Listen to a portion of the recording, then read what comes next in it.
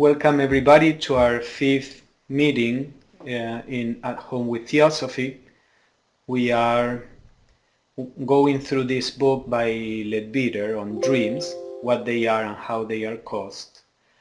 And today we are going to explore something that is closer to the interpretation of our dreams. Again, not necessarily interpretation at the level of the symbolic meaning of the dreams. As we are going to see, symbolic dreams are only one part or one type of dreams, and there are several other phenomena that are experienced by our consciousness as dreams. Today we are going to see all these different kinds of dreams, and in the next class we will see some examples as to how all these different experiences many times are mixed up in one single dream when we wake up and we remember those experiences. So let us start with the first quote. The ego in sleep, his transcendental measure of time. And then just a reminder that when he says his, that's the pronoun for the ego. Yes, and the ego, let's go to this table again. The word ego, remember that means simply I-ness, the sense of I-ness. It comes from the Greek. And when the sense of I-ness is spiritual, then we have a spiritual ego. When the sense of I-ness is personal, then we have the personal ego, which is the one that psychology, for the most part, works with, the personal ego. Now, the origin of this sense of I-ness in the Theosophical teachings is on the manasic plane. Manas is the Sanskrit word for mind. On the higher aspect of the manasic plane, we have the causal body. The causal body is the vehicle of consciousness for what we could call the soul, the sense of our sense of being, the source of our sense of being. Now, in sleep, the consciousness that it's coming from manas, it is expressing itself at the level of the astral body. So it's not the pure manasic consciousness. When we are awake, consciousness is expressing through the physical body. So in fact, it's expressing through all the different bodies, the mental, the astral, the etheric, and the physical body is the anchor of consciousness. So our pure consciousness has to express itself through all these vehicles, and each one of them impose a certain limitation. So our physical awareness is far more limited than what our real awareness is. Of course, the real awareness, ultimately speaking, comes from Atman, but that is a more universal kind of awareness. So the awareness with this feeling of I am myself, I am I, comes from manas. So when we are talking about the ego in sleep, we are talking about our consciousness as it is expressing itself through the causal body, the mental body, and the anchor for it would be the astral body. And on this plane, our consciousness is different. And Leadbeater is going to explain how consciousness expresses itself while the body is asleep. His measure of time and space is so entirely different from that which we use in waking life that from our view it seems as though neither time nor space existed for him. I do not wish here to discuss the question as to whether time can be said really to exist. I wish only to show that when the ego is freed from physical trammels, either during sleep, trance, or death, he appears to employ some transcendental measure of time which has nothing in common with our ordinary physiological one. So on each, from a metaphysical point of view, at least in the theosophical approach, time and space exist in different ways on all the planes, on all the manifested planes. It is only on the plane of the absolute that time and space do not exist in any way that we could call time and space. However, since we only know the physical manifestation of time, this succession of past, present, and future, and also the physical manifestation of space as being a distance that we have to travel through from one point to the other, then from this point of view, time and space on the astral plane are completely different to the extent that it looks like there is no time or space, or at least that they work in a different way. Let's see, Ed has his hand up. Go ahead, Ed. Yeah, I think anytime we experience something, the experience exists in duration and some volume. It just isn't the linear, predictable kind of thing that we experience more on the physical plane. Mm-hmm. Yes, and Leadbeater will give some example of that. But basically, as long as there is some motion, as you say, there has to be some perception of time and some perception of space. Illustrative examples of it. It seems that in the Quran there is a wonderful narrative concerning a visit paid one morning by the Prophet Muhammad to heaven, during which he saw many different regions there, had them all very fully explained to him, and also had numerous lengthy conferences with various angels. Yet when he returned to his body, the bed from which he had risen was still warm, and he found that but a few seconds had passed. In fact, I believe the water had not yet all run out of a jug which he had accidentally overturned as he started on the expedition. This is a description of an experience on the inner planes that Muhammad had while the body was not really asleep, but he fell into a trance. And he had all this long experience in a matter of seconds from the point of view of the physical body. This is not exactly a dream, but the same thing occurs constantly in ordinary dreams, and there is abundant testimony to show it. Reichers, a German writer, tells the story of a man who was awakened by the firing of a shot, which yet came in as the conclusion of a long dream in which he had become a soldier, had deserted and suffered terrible hardship, had been captured, tried, condemned, and finally shot. The whole long drama being lived through in the moment of being awakened by the sound of the shot. One might multiply authenticated cases like this to any extent. Probably many of you had this experience that sometimes we are awakened by a physical stimuli, whether some water that falls into our face or something that happens in one moment, and we wake up, but with this long dream that happened in the few seconds or instants between the physical stimuli reached the brain and our brain woke up. So there is a different way of experiencing time on the inner planes, and this has an important influence in dreams and in how we experience dreams, and we are going to see some examples. His power of dramatization. Another remarkable peculiarity of the ego, in addition to his transcendental measure of time, is suggested by some of these stories, and that is his faculty, or perhaps we should rather say his habit, of instantaneous dramatization. It will be noticed in the case of the shot just narrated that the physical effect which awakened the person came as the climax to a dream apparently extending over a considerable space of time, though obviously suggested in reality entirely by that physical effect itself.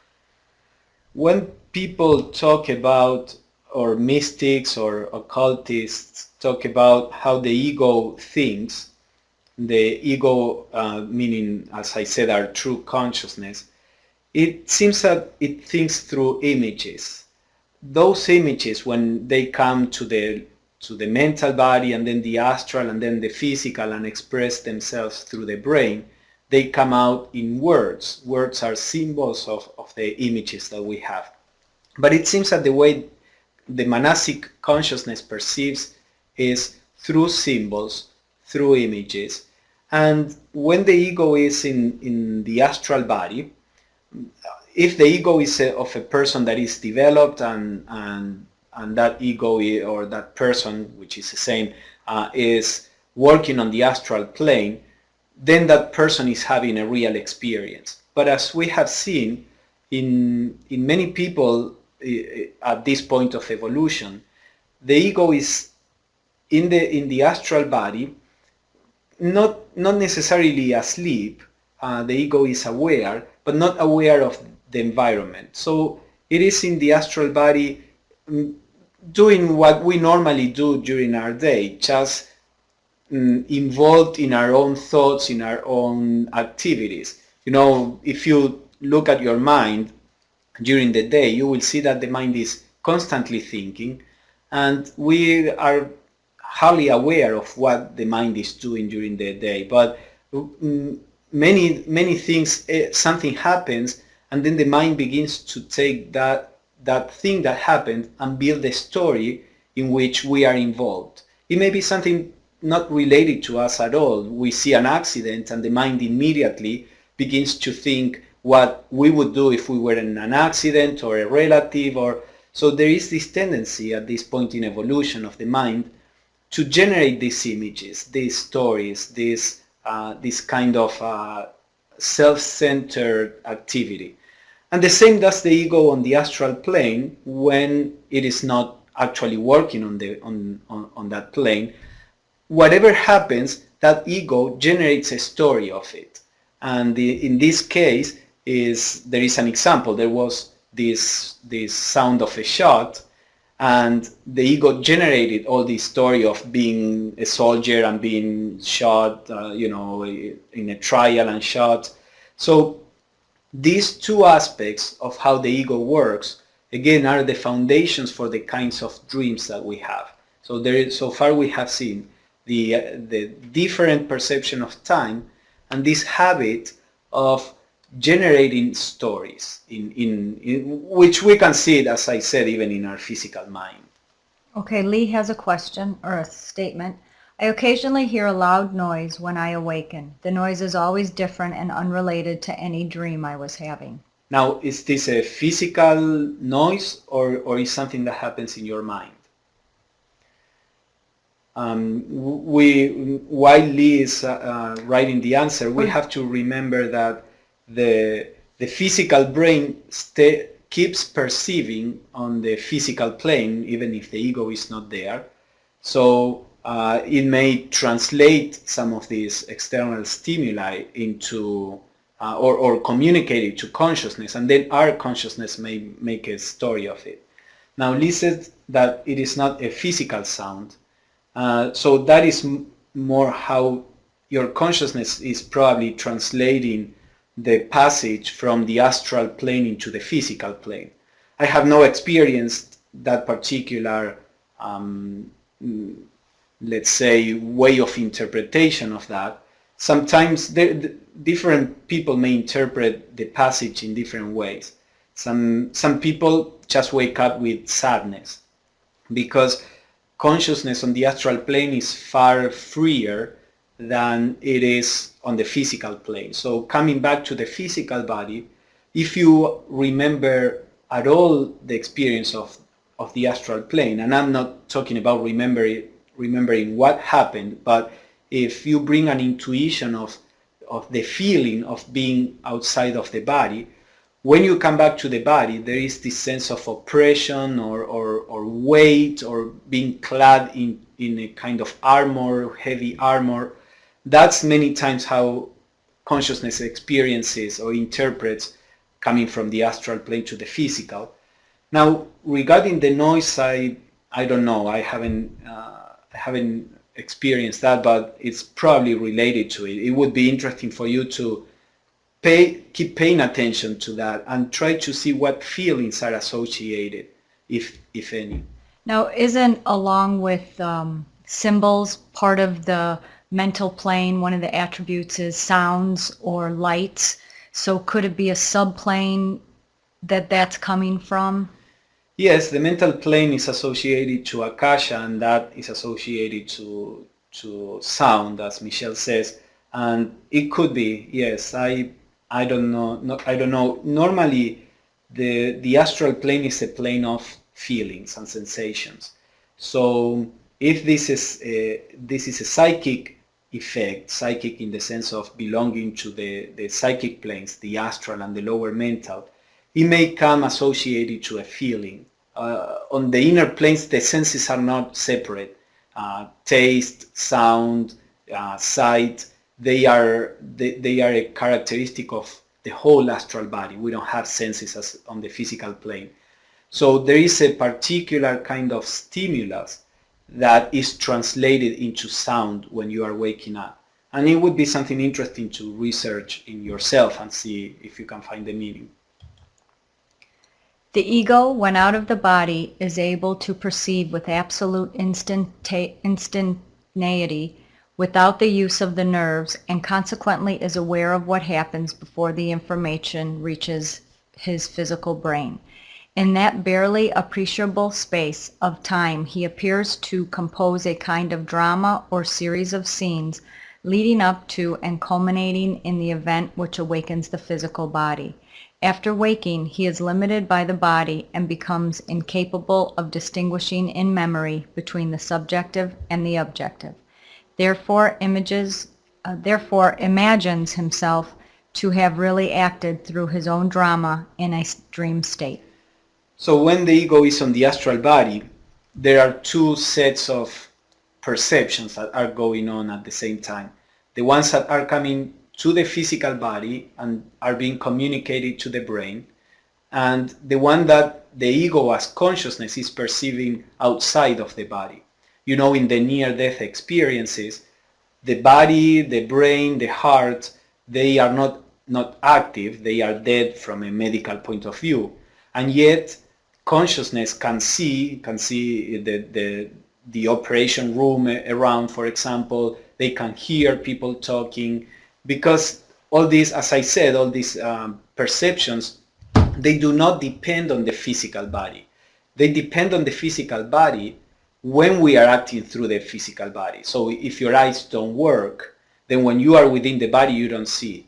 But when you go to the astral plane, you can see. You can see through the astral side, so to say.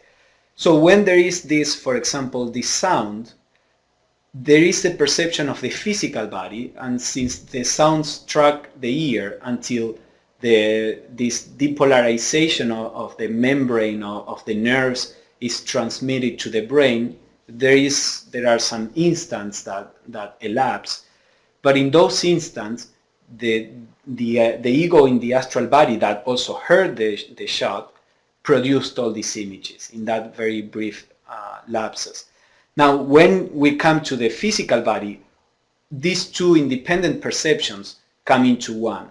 And that is many times the origin of confusion in dreams, as we are going to see some examples, especially in next class. Today we are going to see how all the different dreams that are there, or sources of dreams. And in our last class, when we see some examples of how this works out, then we will understand better what part each of these sources of dream play normally. This habit, however, seems to be peculiar to the ego, which, as far as spirituality goes, is still comparatively undeveloped. It would seem that just as primitive man casts every natural phenomenon into the form of a myth, so the unadvanced ego dramatizes every event that comes under his notice. But the man who has attained continuous consciousness finds himself so fully occupied in the work of the higher planes that he devotes no energy to such matters, and therefore he dreams no more. So when he talks about comparatively undeveloped, remember that in the Theosophical view we are only halfway through our evolution. So we are all comparatively undeveloped, comparatively to what we can or we will be eventually. So it's like a flower that is still a bud, and then in time that will blossom into a flower.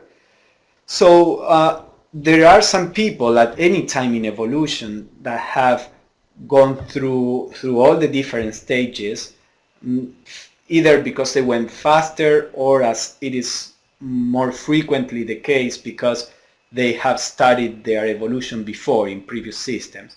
But we cannot go into that. The point is that for the most part, most egos are at this point in this particular state. In people who begin to be interested in a serious spirituality, we are in the transition between that kind of state and the state of active work, conscious work on the inner planes. And in many of us, we can be in between the two, and sometimes the ego will still do these kind of things, and sometimes the ego will be doing some work on the astral plane. So that's something that we need to keep in mind, and not get a wrong idea in the sense of saying that people are less evolved, or it's just a natural process of development. So, but eventually, when the ego is active on the astral plane, there are no dreams anymore in the regular sense. Remember, what the dreams that are merely imaginations are the ones that are produced by the brain, the ones that are produced by the etheric double, the etheric brain, and this kind of dreams, the one that is produced by the ego on the astral plane. So these three are simply visualizations and putting in picture different stimuli, and these are dreams that do not correspond with reality. Again, we are going to see examples of this, so this will be clearer. Now, when dreams begin to be, as we are going to see today, remembrances of actions on the astral plane, or visions of the future, or insights into things, those are not really dreams in the sense of imaginary pictures or visualizations. These are remembrances of actual experiences. So this is why Leadbeater says that as the ego begins to awaken on the astral plane, and begins to be busy working on these inner planes, then most of this dreaming begins to recede. Still, the physical body will generate its own broken images. The etheric brain will also generate this chain of images, because they still have some automatic activity, but little by little those experiences begin to recede into the background. His faculty of prevision. Another result which follows the ego's supernormal method of time measurement is that in some degree prevision is possible to him. The present, the past, and to a certain extent the future lie open before him if he knows how to read them. And he undoubtedly thus foresees at times events that will be of interest or importance to his lower personality, and makes more or less successful endeavors to impress them upon him. So this is something that some of you may have experienced. It's not that uncommon, of dreaming about something that is going to happen in the future. And again, when I say not that uncommon, I'm not talking about in general in humanity, but in people who start working spiritually, at some point this may begin to happen. It's not necessarily a sign of anything in particular. You know, if you start putting your mind in these things and you start trying to work on calming your mind, then these things may happen. But for those who this begins to happen, it's very evident that the future, or at least the near future, can be seen, even in silly things. You know, I know of people that had dreams about very concrete things that happen in the future, how a game finished, or what was going to happen in a particular situation. As Leadbeater talks about in the book, sometimes there is a very important reason why the ego tries to impress the lower consciousness, the physical brain. Sometimes it's a question of life and death.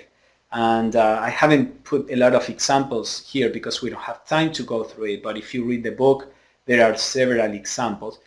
But sometimes it's not even important. If you start remembering what you see on the astral plane, you may remember things that are not really relevant. It's just that the Akashic records are there. You just happen to see them, and then you wake up and you remember them. So let's talk a little more about this in the preview, in the next slide. It has sometimes been argued that if events could really be foreseen, they must be foreordained, in which case there can be no free will for man. In the affairs of the average man, it is probably possible to foresee something to a very large extent, since he has developed no will of his own and is consequently very largely the creature of circumstances. His karma places him amid certain surroundings, and their action upon him is so much the most important factor that his future course may be foreseen with almost mathematical certainty.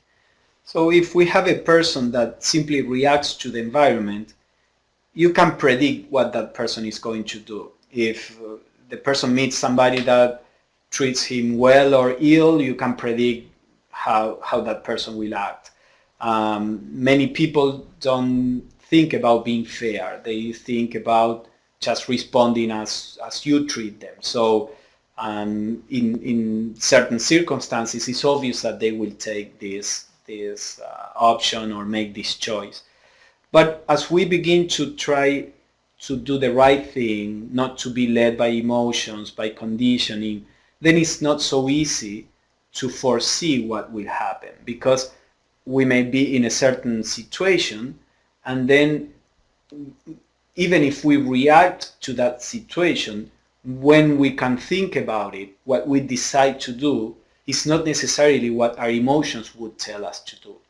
So the more a person begins to be free from the environment to act, the less you can predict what a person will do.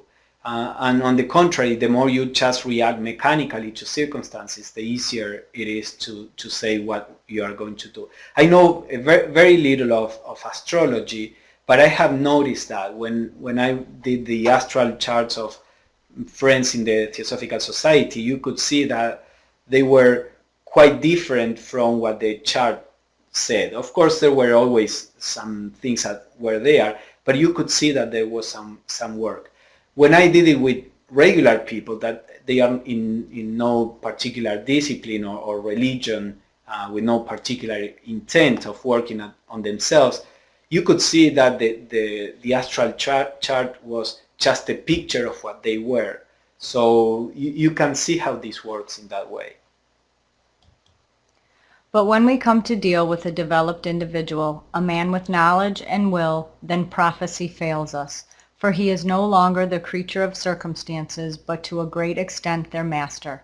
True, the main events of his life are arranged beforehand by his past karma, but the way in which he will allow them to affect him, the method by which he will deal with them, and perhaps triumph over them, these are his own, and they cannot be foreseen except as probabilities.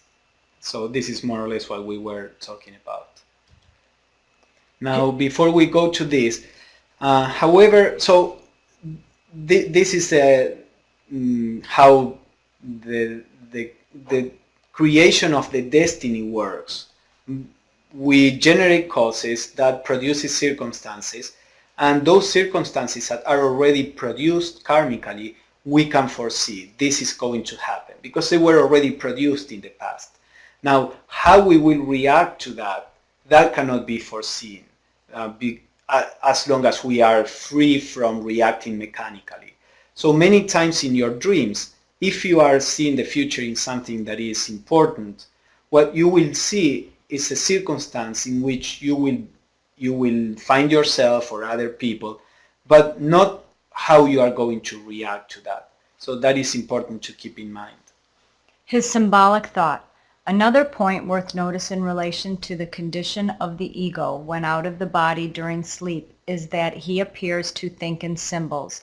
That is to say, that what down here would be an idea requiring many words to express is perfectly conveyed to him by a single symbolic image. Now when such a thought as this is impressed upon the brain and so remembered in the waking consciousness, it of course needs translation. Often the mind duly performs this function, but sometimes the symbol is recollected without its key, comes through untranslated, as it were, and then confusion arises. Because of this characteristic of perceiving in images, and images have far more information, and it's not only a visual image, it is a feeling image. Many times if you remember a dream and you remember what happened, especially if it is this kind of symbolic dreams, how you felt is as important a piece of information as what happened in the dream, because feelings are part of the symbol. So you may be reading something and have the feeling that it's a long reading. That may mean that whatever the dream is symbolizing will take a long time, for example. And nothing in the image of the dream will talk about time, but the feeling of this being a long text, for example, that you are reading, implies that this process will take a long time. So because images with feelings have so much information, and this is the way that the ego perceives on the inner planes, many times when that is or communicated to the physical body, the physical body cannot necessarily translate all into concepts. Sometimes it does, if it is a relatively simple symbol, maybe remembered as a concept, but many times we just remember the symbolic thought. So these are the typical dreams, and we are going to see a little about this later, of dreaming that you are in the middle of the ocean in a boat and it was raining, and these kind of symbolic dreams that then you may wake up knowing what it meant, or you may wake up without knowing what it meant. The key to translate that is lost in the translation. So this requires some practice. There are some, Jung and many other people have studied this aspect of dreaming, which is, as we can see, is only one aspect of dreaming. And they have studied this. They have found that there are certain symbols that seem to be collective, but at the same time there are many symbols that are personal. So I'm not sure that you can really go to a book or an interpretation of dreams and then be sure that that is the way you have to interpret your dream. As with anything else related to the inner life, it is by trial and error that you learn. So if you have often these kind of symbolic dreams, it is good to first to familiarize yourself with the quality of your dream and try to pay attention to remember it as good as possible, to pay attention to the feelings associated, etc. And then, as we are going to see in the next class, you will have to learn how to disentangle the dreams, because many times what the ego was thinking on the astral plane is mixed up with what the etheric brain was doing and the physical brain. With experience, you begin to see, oh, this is a physical element, most probably, or this is a, part of the mechanism, and then you can get the core of the dream. Many people, however, are quite in the habit of bringing the symbols through in this manner and trying to invent an interpretation down here. In such cases, each person seems usually to have a system of symbology of his own. There are, however, a few points upon which most of these dreamers agree, as, for example, that to dream of deep water signifies approaching trouble, and that pearls are a sign of tears. So yeah, these are just examples of what we were talking about. So now these then are characteristics of how the ego on the astral plane perceives.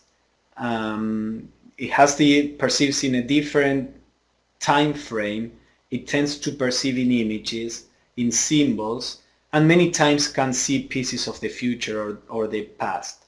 So this added to what we have already explored, how the brain works and generates images on its own. Now we can see all the different factors that come together in the production of different dreams. The factors in the production of dreams.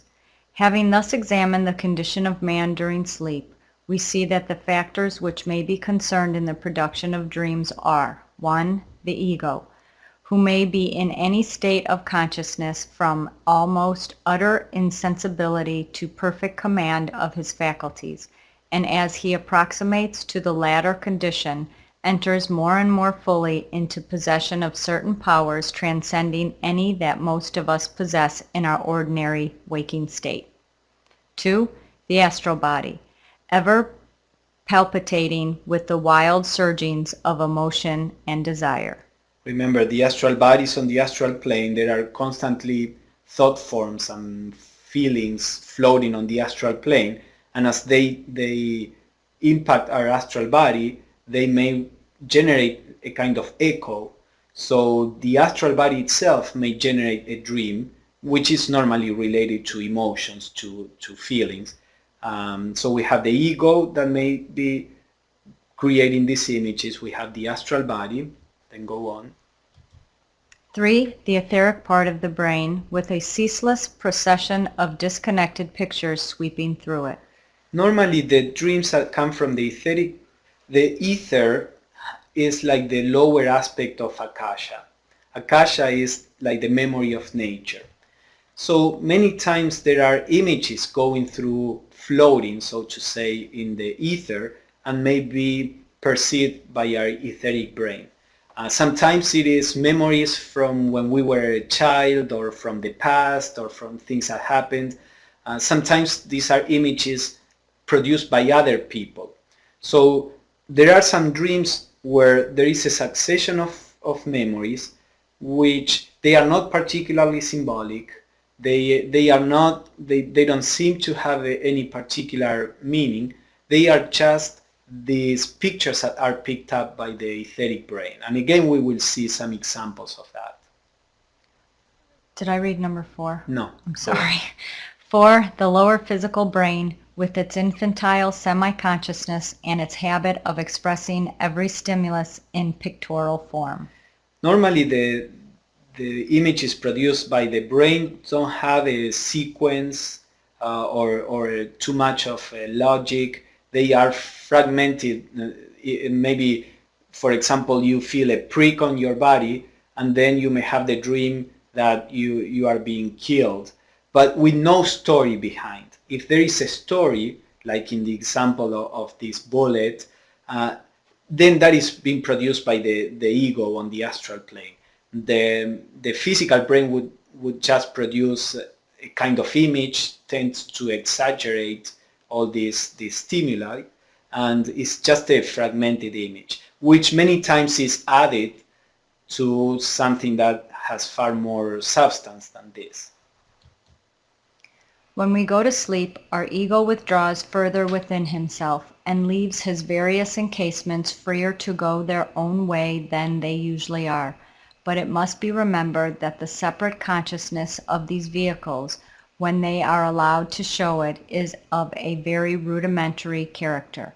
When we add that each of these factors is then infinitely more susceptible of impression from without, even than it ordinarily is, we shall see small cause to wonder that the recollection on waking, which is a sort of synthesis of all the different activities which have been going on, should generally be somewhat confused.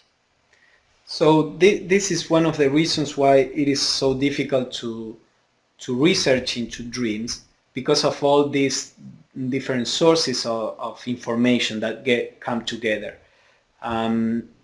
And unless we know about this, it's it's difficult to separate, to sort out what things in a dream may be useful and what others are not.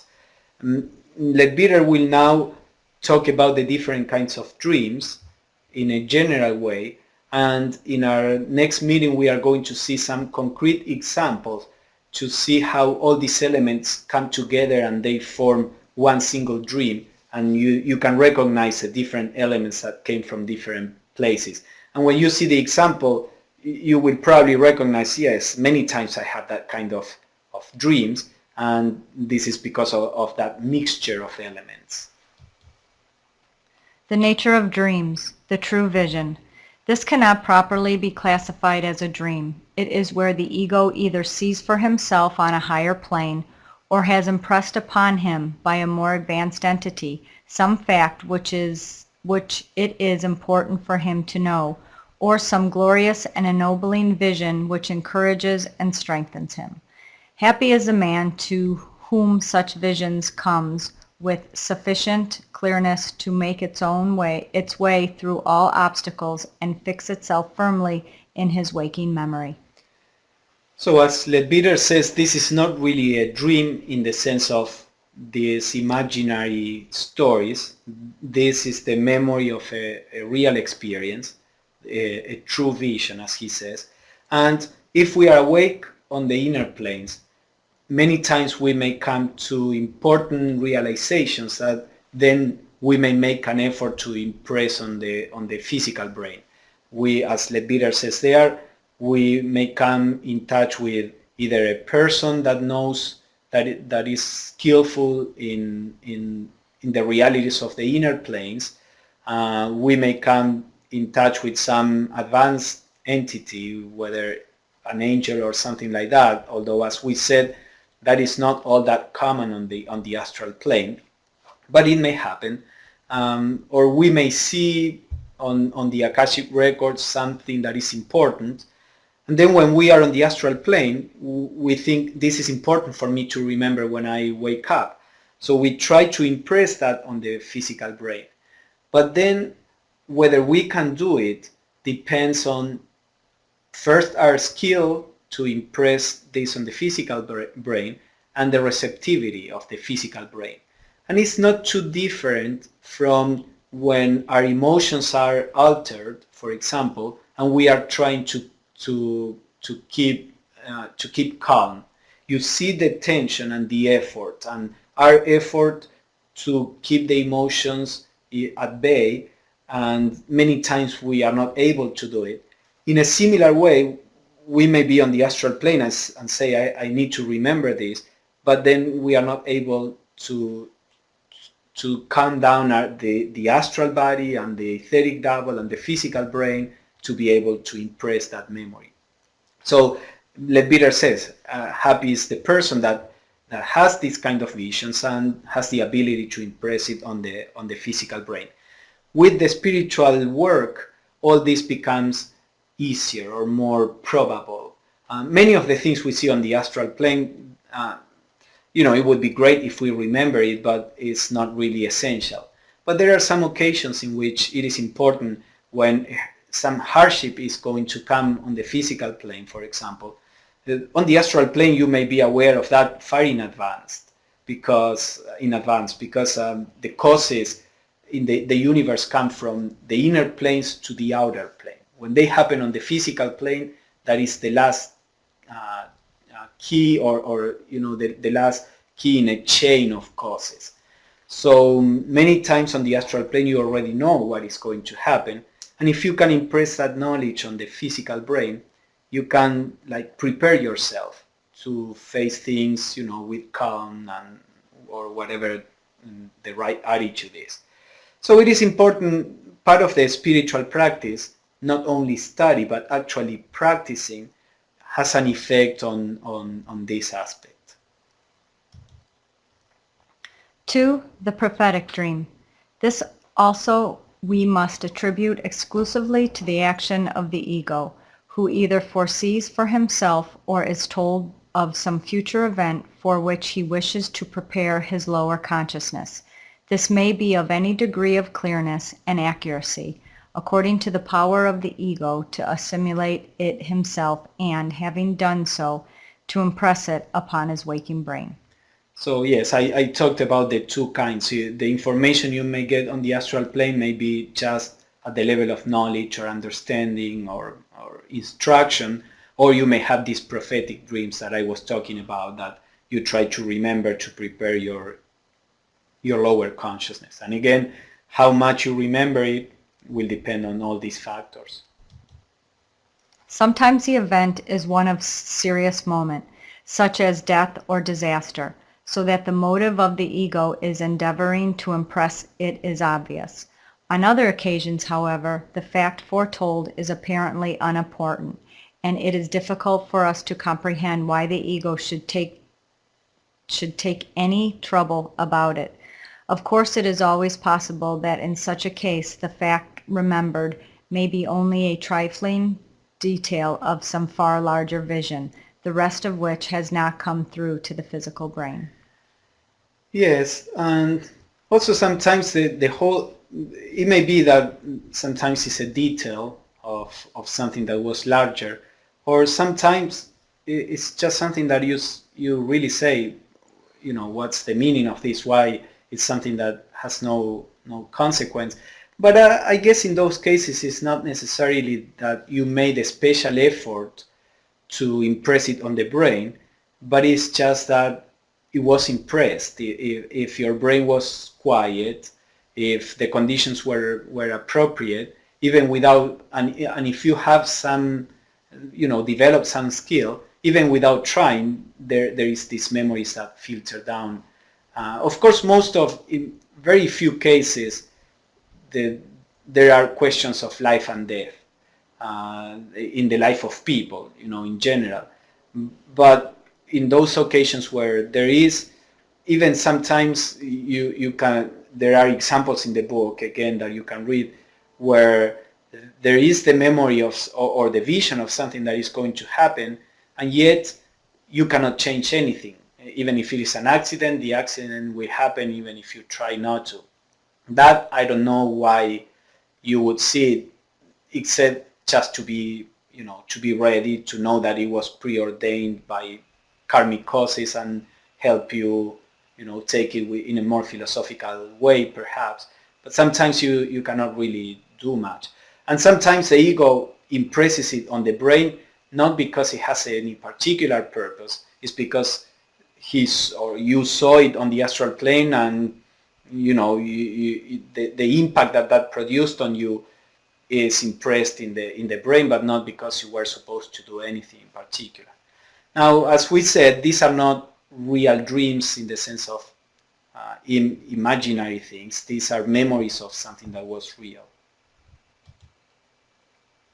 Often the prophecy is evidently intended as a warning, and instances are not wanting in which that warning has been taken, and so the dreamer has been saved from injury or death. In most cases, the hint is neglected, or its true signification not understood until the fulfillment comes.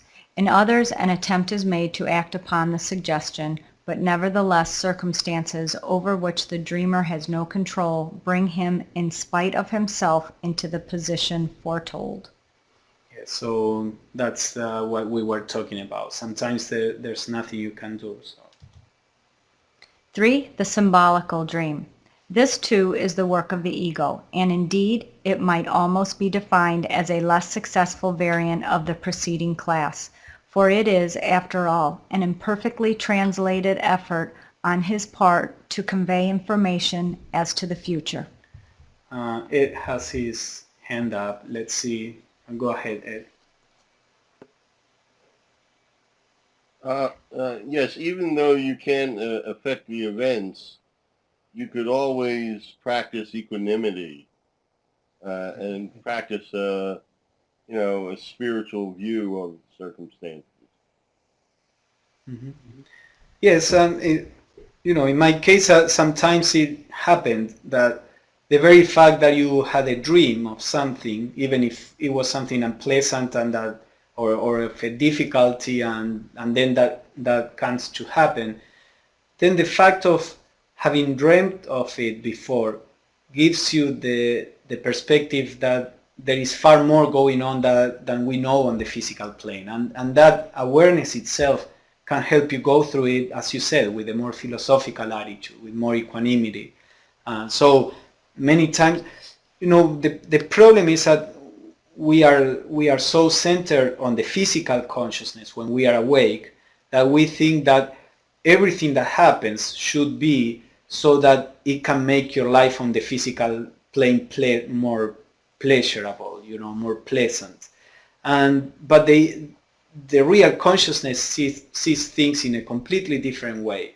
And the real consciousness may know that we must go through certain difficulty, that is the best thing that can happen to you.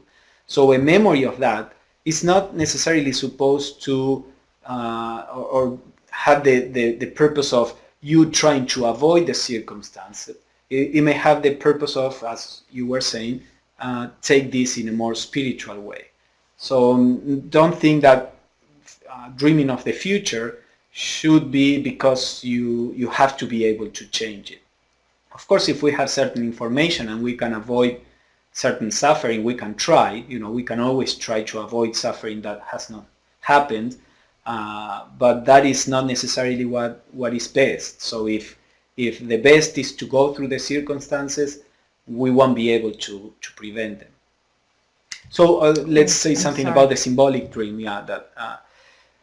So Leadbeater says this is more or less the same as the other ones, but it's when either the ego is not able to impress this on the brain with the translation, or the brain is not able to translate it, however it works.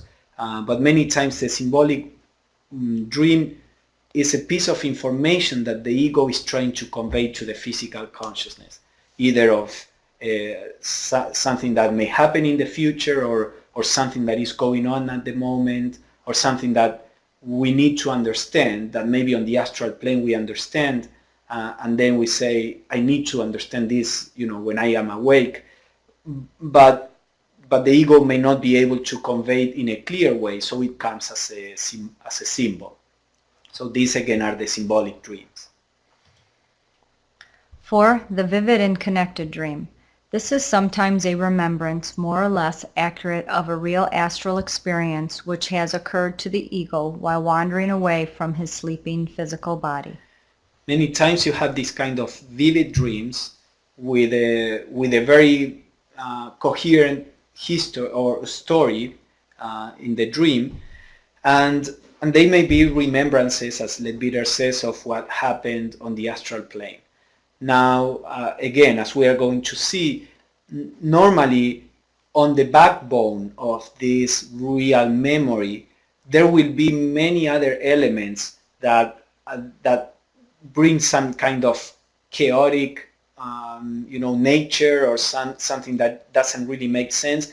And these elements may be things that were added by the physical brain, or the astral body, or the etheric brain, which again we are going to see some examples of.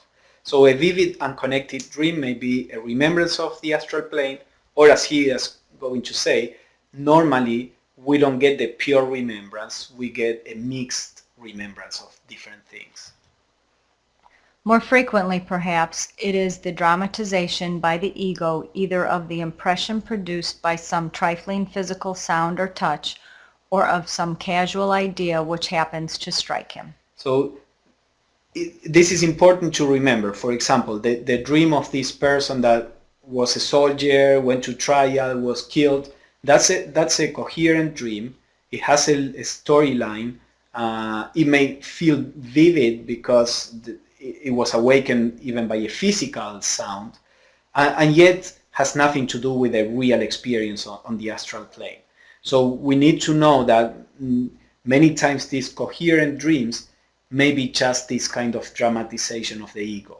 When we remember a dream, we need to keep in mind the possibilities and see if we can find the meaning behind the dream.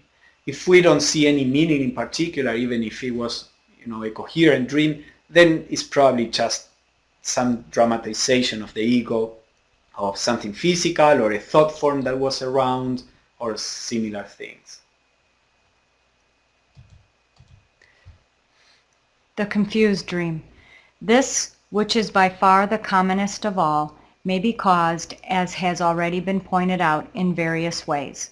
1. It may be simply a more or less perfect recollection of a series of the disconnected pictures and impossible transformations produced by the senseless automatic action of the lower physical brain. So let's go one by one. So this confused dream, as he says, is mostly what we have, and so that we need to work a little on the memory. So if there is a confused dream, many times it's just the pictures produced by the physical brain, and they don't have any particular meaning. 2. It may be a reproduction of the stream of casual thought which has been pouring through the etheric part of the brain. We explained that there are thought forms going around, they get to the etheric brain, and then that produces some kind of images. Again, they may be, we are going to see an example of that, a memory of when we were, a child, or of when we were in some situation or place. These are normally produced on the etheric level. 3. If sensual images of any kind enter into it, it is due to the ever-restless tide of earthly desire, probably stimulated by some unholy influence of the astral world. So we have the astral body, and as we said, there are all kinds of thought forms and forms of feelings going through the astral plane, and if they happen to encounter our astral body, they will tend to generate an echo in our astral body.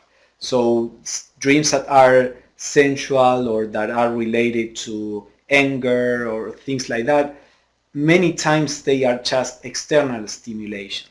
Now, sometimes it may be the product or the result of our own psychological activity. If during the day we are angry, for example, we go to sleep, the vibration on the astral plane stays active. It is said that even for 48 hours, a strong vibration may stay active for 48 hours.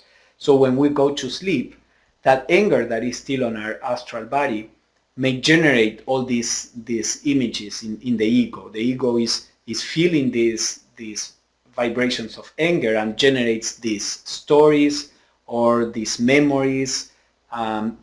So these are the case of the psychological dreams, where a dream is talking about something that is going on in our psyche that sometimes we may not even be aware. People on the spiritual path tend to be more and more aware. A person may be very angry about something that is going on, but because of the lack of awareness, not even really notice that he or she is angry about it. And then when he goes to sleep, all that anger begins to generate all these images. So from a psychological point of view, many times looking at these kind of dreams, it helps to find out what is happening with our astral body. What in psychology is called the unconscious mind is nothing but the vibrations in our astral body and our mental body, that they keep on vibrating whether we are aware of that or not on the physical plane. But many times the dreams don't necessarily have to do with your own psychological activity. As we see here, they are just the echo of external influences. So if you are sleeping close to and somebody in your household is really angry, that those thought forms may come to you and generate in you some kind of angry dream, for example. So we have to be careful. Yeah. Let's see. Ed. Ed, yes. Go ahead, Ed. What about the recurring dreams? Yeah, recurring dreams, I would say that are probably something that has to do with a more psychological aspect. When we go to sleep, if we go to sleep worried about something, for example, the ego on the astral plane will keep on thinking and just as we do in our physical brain and going through that again, especially if the ego is not really aware of the astral plane and active on the astral plane. It's just like if you are worried about something in your physical life, but you have to go to work, well, you may forget for the time being that worry. But if you are alone in your house, then it keeps playing in your mind. So in a similar way, if you are active on the astral plane, that may not happen, but if not, that keeps in the mind, and that may be a source of it. Yes, what else do you want to say? Yeah, I'm talking about like over years. Oh, over years. I think part of it has to do with it's how we how our astral body manifests or how it looks. I know, for example, for me, when if it's anxiety, I manifest anxiety by it's always either I'm a teacher without can't find my lesson plans, or I can't find the room, or I'm a student and I'm in a marble hallway and I have socks on and I can't get to class. So that's if I have that dream, I know that there's some sort of anxiety in my life, even if it's not apparent to me. Yeah, that's a good explanation. It may be that we generate a habit of interpreting a particular feeling with a particular scene. Um, I don't have a lot of personal experience in that. I don't know if I have recurring dreams. But what Michele says makes sense. So probably our consciousness generates a preferred kind of image to express those feelings. That makes sense, yeah. Okay, we're going on to number 4. 4. It may be due to an imperfect attempt at dramatization on the part of an undeveloped ego. So the confused dream may be, as he says, the ego dramatizes something, generates these stories, but if it is not really developed, it may be confused. And 5, or it may be, and most often is, due to an inextricable mingling of several or all of these influences. So that's what usually happens. All these influences have some part in the confused dreams, and this is what we are going to see in the next class. There is, I think, only the last one that is set up for the next meeting. The way in which such mingling takes place will perhaps be made clearer by a short account of some of the experiments on the dream state recently made by the London Lodge of the Theosophical Society, with the aid of some clairvoyant investigators among its members. Now, recently is not Yeah, recently. it's at the end of the 19th century when Leadbeater and Sinet and some others were part of the London Lodge. They did some interesting experiments that we are going to go through in our next class. And that will be a concrete example of how all these things happen. So that's all for tonight. Let's see if anybody else has some comments or questions about what we have been talking about. You can raise your hand if you have a mic, or you can type in the chat box.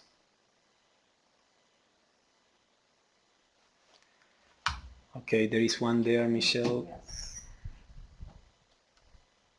Okay. Lee says, I recall a dream in which a lady with whom I was having a conversation kept pointing to the floor and telling me to look down. After I awakened from the dream, I decided that I had misunderstood her because her real intent must have been to tell me That, what's going on? to tell me Tell me that with disdain I should look down upon the topic of our conversation. This leads me to believe that my dream was portraying my understanding of the situation rather than what she was actually doing and saying. In other words, whereas the lady was objectively there on the astral plane attempting to converse with me in my dream, What I was actually seeing and hearing was entirely subjective. Oh. Were you able to hear what Michelle said?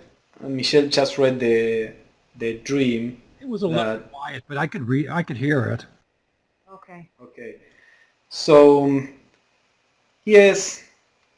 Well, again, this depends on how each of our consciousness interprets this. So I wouldn't tell you how you have to interpret this because I have seen that we do it in different ways. Um, it is very important to see the feelings that were associated, as I said.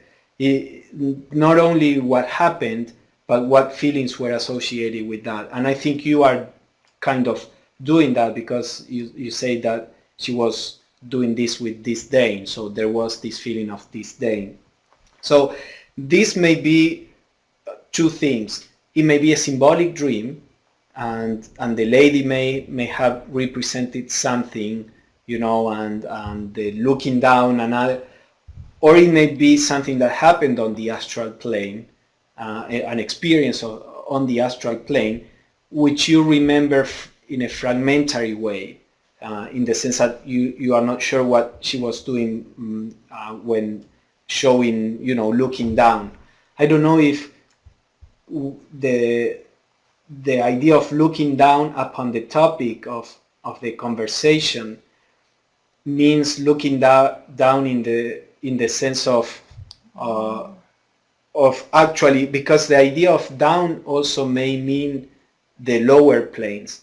So this could be a remembrance of the attempt to impress on the physical brain a particular information that the brain retained as this idea of looking down.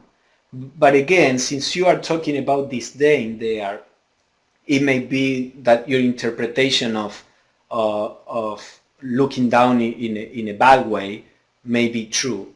So this is an example of something that can be interpreted in different ways, and that we need to make efforts to have different theories, and then as you try to do this, it's like we generate a kind of intuition that tells us what's the right interpretation. Without having this dream, when I first read it, especially if you had not put this, the disdain thing, the feeling there, I would think that this was somebody trying to tell you, how to impress on the brain some memory, because you actually did remember at least part of it.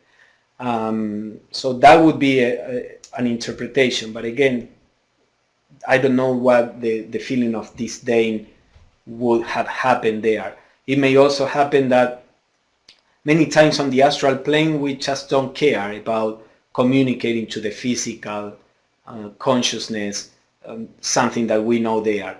We understand something on the astral plane, we are fine with it, we just don't want to make the effort to impress it on the physical brain, and we just say, whatever, it's fine, I don't need to, I understand this, I don't need it on the physical plane. And then when we are awake, we actually need it, but we just didn't want to make the effort. So all these things, we begin to understand it just by experience, as we have the dreams and try to interpret them, and the effort begins to generate this intuition. Have you ever heard of all the dreams that you have in one night being related to each other as a kind of probably a message or some sort of lesson or something that's tied, though, through the night? Can you repeat that, Yeah. Michelle? Marina was wondering if all the dreams that you have throughout the night, the sequence of dreams, if they're somehow connected, trying to get one clear message across. Or lesson. Or a lesson. Again, two ideas come to my mind that it could be. One, it could be that there is an experience on the astral plane. Sometimes we learn different things on the astral plane, and we do things.